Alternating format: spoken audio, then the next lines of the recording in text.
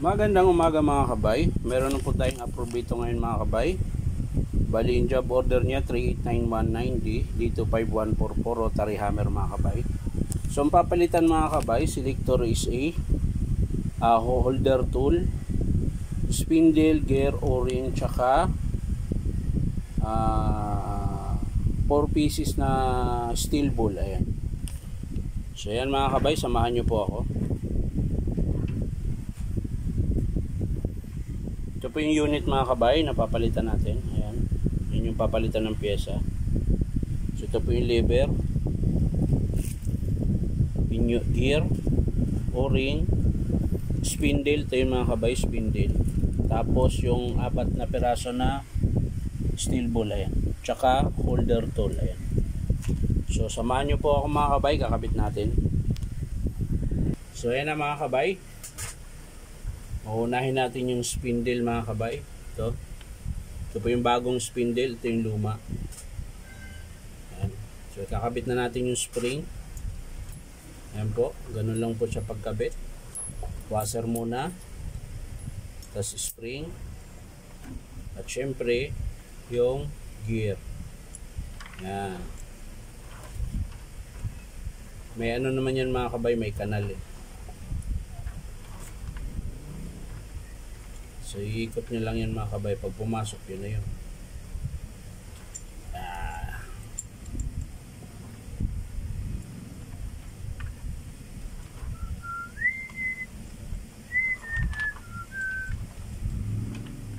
Ayaw.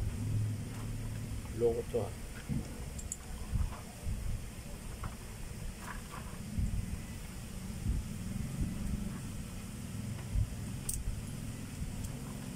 Mana magkaiba?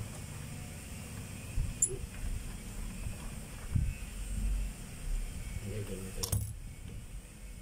Tigas talaga siya.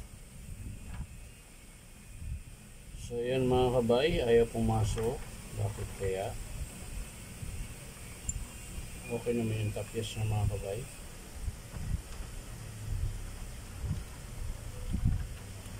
Hindi talaga siya papasok mga kabay. Kasi baliktad siya mga kabay. Dito pala siya mga kabay. Yan. Yan. Papasok na siya mga kabay. Tapos yung gear. Yan. Washer muna. Yan. Yan. Tapos gear. Yan. Tapos kaklamp natin mga kabay. Ito yung pantanggal ng puller tawag nito mga kabay. Ika-clamp natin yan mga kabay. Kasi nga, ayan. Okay. Makisama ka naman. Ayan. Ayan mga kabay. So, lalayo lang natin mga kabay. Ayan.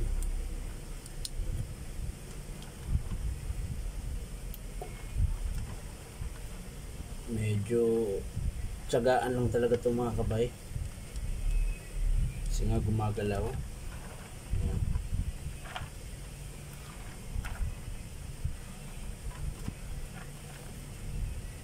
Ayan.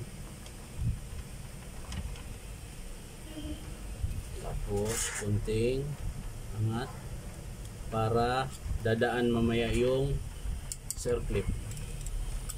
Angat mo lang siya konti. Ayan. Saktong-sakto yung circlip. Ito po yung circlip mga kabay. Tapos ikutin na natin para bumaba siya mga kabay. Ayan. Dandahan lang. Baka tumalsik. Ayan. Ayan na mga kabay. Ayan. Dito natin kakabit yung circlip o ring. Ayan. Dito po yan. Tutulak mo lang ng flat screw. Yan. Yan. Pag nakatawid yan mga kabay, okay na yun.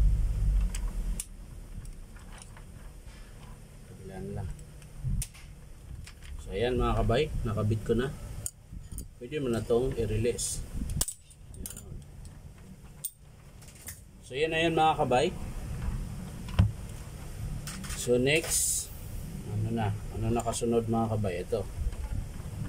Striker niya mga kabay, tatanggalan natin ng o-ring. So, papalitan natin ito ng bago. Yan. Ito po yung bago mga kabay na o-ring. Yan. Tapos yung gear, ito yung gear na bago mga kabay. Dito po yan. Nakakabit. Yan. Tapos syempre yung washer. Huwag niyong wawalain yan mga kabay. Ito, washer na to. Yan. Importante po yan. Ganun lang siya kaliit pero importante yan siya dyan. So ito na mga kabay. Kakabit na natin. Grasa muna mga kabay. Huwag kalimutan ng mahiwagang grasa.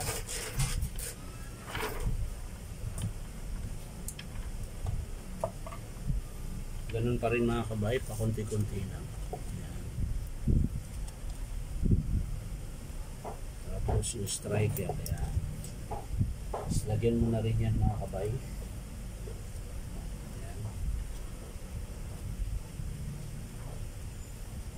Kahit ganyan lang, pwede na yan. Tapos yung spindle. Ayan. Spindle mga kabay. May grasa naman to sa loob, so hindi mo na kailangan lagyan to. Yan. Yan. Yun na yun mga kabay. Ano na next? Ito na. Ito na ang kasunod mga kabay. Wala nang iba.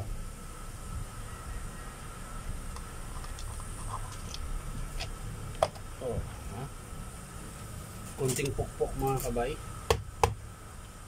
para pumasok. Ayan. Tapos higpitan natin mga kabay. Ayan.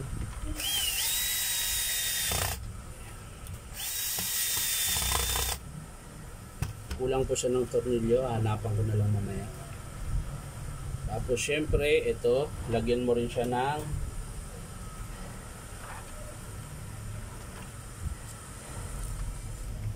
kailangan lagyan to ng konting grasa. Ayan. Pero ito mo naman mali pala, dapat mamaya. Ayan. Ayan. Tapos yung bulitas mga kabay na 4, yan lang, sisiksik mo lang siya dyan. 4 na piraso. Yan. Saka mo lagyan ng grasa.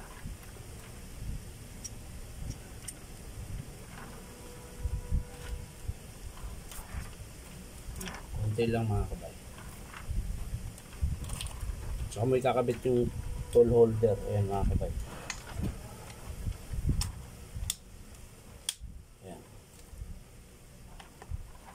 Lalak na yun mga kabay. Ang tawag nito mga kabay, ito yung quick release nila na pag tinanggal mo, ayan, pakaliwa lang, kailang tutunog. Ayan, tumunog sa mga kabay. Ayan. Pag binalik mo mga kabay, ganun din, tutulak mo lang siya, tapos patunugin mo para siya mag-lock. Ayan. Yan na po yun mga kabay. So next, kakabit natin mga kabay yung lever mga kabay. Ito yung lever mga kabay, ganun pa rin. Ayan. Ayan. Laging nasa harap nyo yung likod. Ito yung likod nung anong tawag ba nito? Sa taas. Nasa harap mo siya nakaganyan. Tapos ang pagkabit yan mga kabay, may kanal yan. Ayan. 2 sa baba, 1 sa taas. So igigitna mo lang ito mga kabay, yung pinakasuksukan na yan. Nga lang, hindi mo siya maano pag di mo paanda rin, o kaya iikutin yung dulo. Lalagyan nyo ng bala mga kabay, ayan, para maikot nyo po ito. Yan. Pwede nyo na i-adjust to. Yan. Sisintro mo lang. Yan mga kabay. Saka mo ikabit yung brush lever. Ayan. Kulang sa sintro mga kabay. Ayan. Yung arrow, yung pinaka-arrow nyo mga kabay, lagi yung nandun pag ganun. Ayan. Pag ganun po yung arrow nyo. Pag kinabit mo. Yun. Yan. Pag ganun po yan. Pag kinalas nyo, tsaka kinabit, yan yung posisyon nya. Ngayon, pag ilalak mo na siya, angat mo lang siya papataas. Tapos sabay diin. Yan. Yun. Lalak na yan mga kabay. Yan. So, ngayon mga kabay, paanda rin natin. Yun. Yan.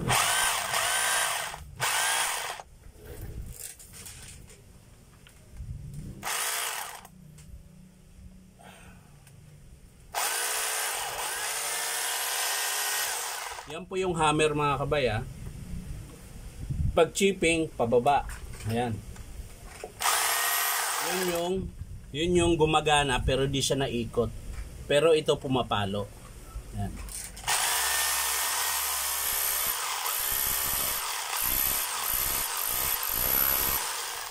So titesting natin dito mga kabay.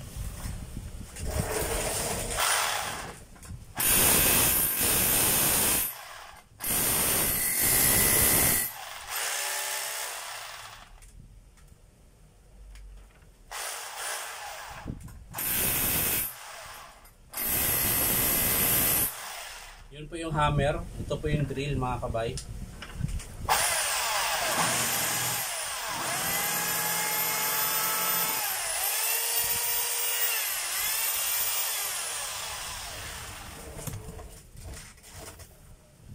So yan lang mga kabay. Natapos ko na po, nakabitan.